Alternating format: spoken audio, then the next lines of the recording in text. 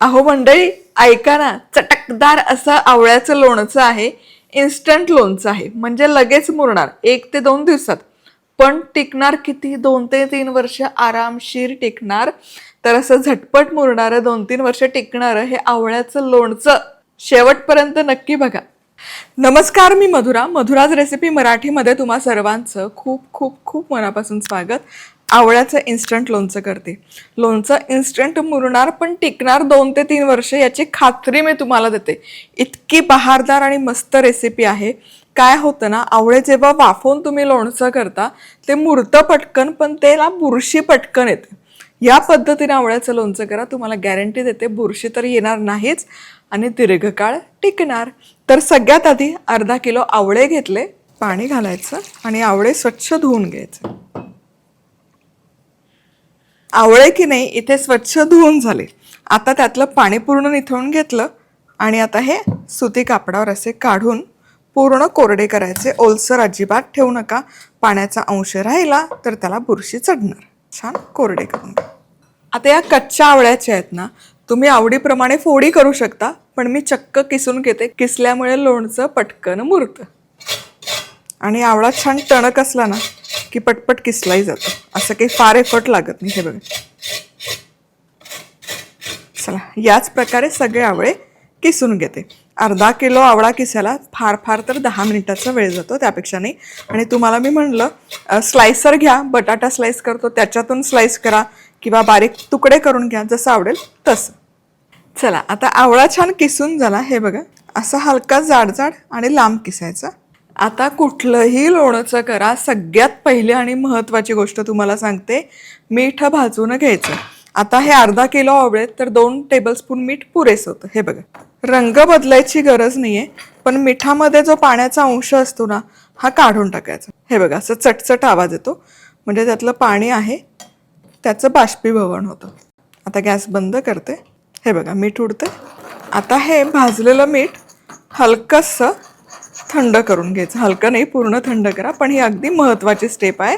त्यामुळे कैरीचं लोणचं घाला, मिरचीचं घाला, लिंबाचं घाला, मीठ भाजून घ्या. मिठामध्ये जो पाण्याचा अंश असतो त्यामुळे लोणच्याला बुरशी याची दाट शक्यता असते, त्यामुळे हे भाजून घ्या. 2010ला मी लोणच्याची रेसिपी टाकली होती, तेव्हापासून ही टिप देते. सो ऐका, माझं एवढ्या वर्षाचा अनुभव आहे. आपली मधुराज रेसिपीची प्रीमियम क्वालिटीची दणदणीत वजनाची मीडियम साईजची म्हणजेच 22 सेंटीमीटरची ट्रायप्लाय कढई आपण नुकतीच लॉन्च केली आहे.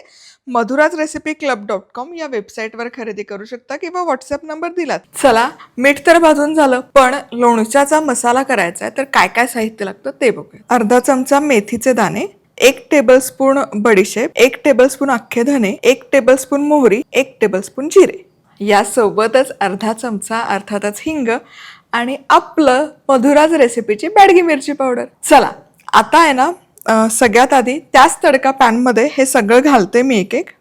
मोहरी, अख्खे धने, जिरे, बडीशेप, मेथ्या सगळ्यात शेवटी आपण घालूया.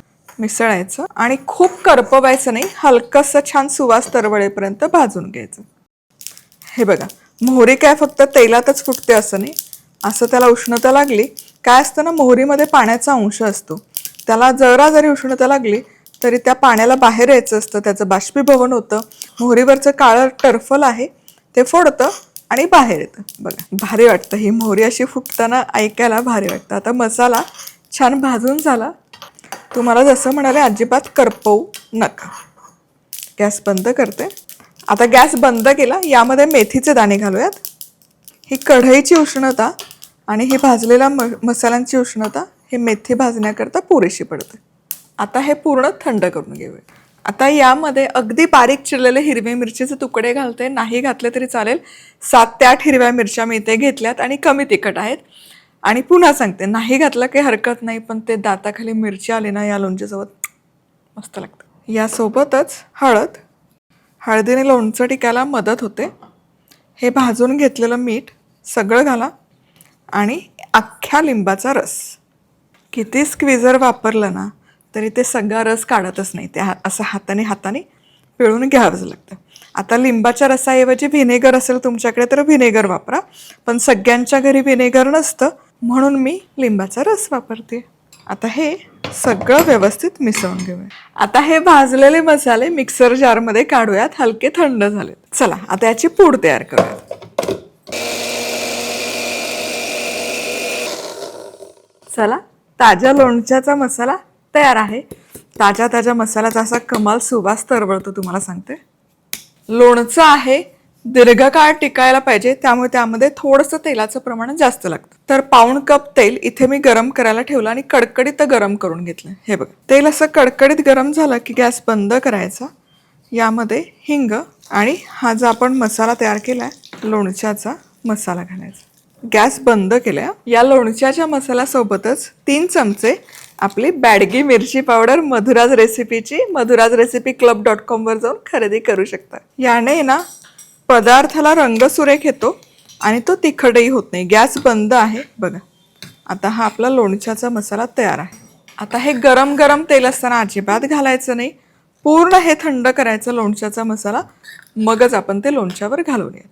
हे बघा, हे लोणचा मसाला तेल आहे, हे पूर्ण थंड झालंय. पूर्ण थंड करून घ्या आणि मगच आपण हे या आवळ्याच्या मिश्रणात घालणार आहोत. आता आवळ्याचं मिश्रण पण बघा, हलकंसं पाणी सुटलंय त्याला. आता यामध्ये हे लोणच्याचं तेल घालायचं. वाह, रंग काय बहारदार आलेला आहे. आणि थोडं तेल ठेवणार आहे मी हे वरण घालण्यासाठी बरणीत. मिसळा.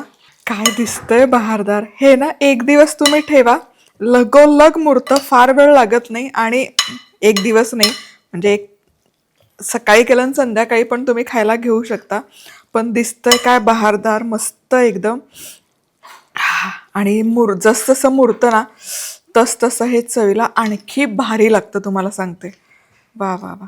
आता तुम्हाला सांगते, बरणीमध्ये लोणचं भरण्यापूर्वी ती निर्जंतुक करून घेणं अगदी गरजेचं आहे. तर इथे हिंग गरम करायला ठेवलंय. एकतर तुम्ही बरणी स्वच्छ धुवून उन्हामध्ये कडकडीत सुकवून घ्या, किंवा मग अशी कोळशाची किंवा हिंगाची धुरी द्यायची. त्यामुळे ती एक प्रोटेक्टिव्ह, म्हणजे सूक्ष्मजीव त्यामध्ये घुसू शकतात ना, त्याला एक प्रतिबंध क्रिएट करते. त्यामुळे हिंग छान गरम व्हायला सुरुवात झाली की ही बरणी यावर अशी उपडी ठेवायची. गॅस बंद करायचा. याला म्हणतात हिंगाची धुरी देणं. चला, बरणी मस्त निर्जंतुक होते. हिंगाची धुरी दिली की आता लगोलग यामध्ये हे लोणचं भरूयात.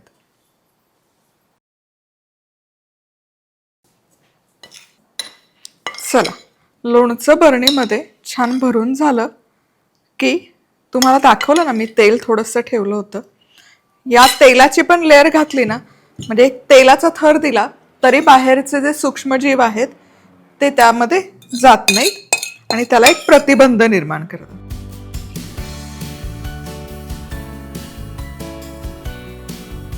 चला, आता पुढची महत्वाची स्टेप म्हणजे बरणीचं झाकण लावायचं आणि याला तुम्ही एक दादरा बांधू शकता. आणि हे रेग्युलर खायचं जे लोणचं एक 2-3 दिवस मुरू दे. हवं तर लगेच खाण्यासाठी थोडं काढून ठेवा. पण छान मुरलं की रेग्युलर लोणचं खायची ती बरणी वेगळी ठेवा आणि याला दादरा बांधून ठेवा. म्हणजे बाहेरच्या हवेशी कमीत कमी संपर्क आला ना की लोणचं 2-3 वर्ष छान टिकतं, अजिबात खराब होत नाही. मी आत्तापर्यंत जे लोणचं केलंय ते असं किसाचंच करते.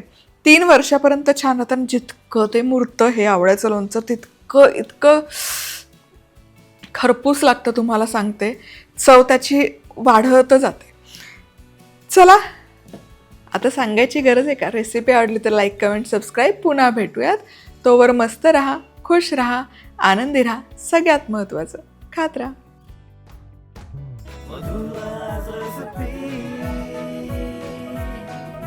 मधुराज रेसिपी, महाराष्ट्राची अस्सल चव.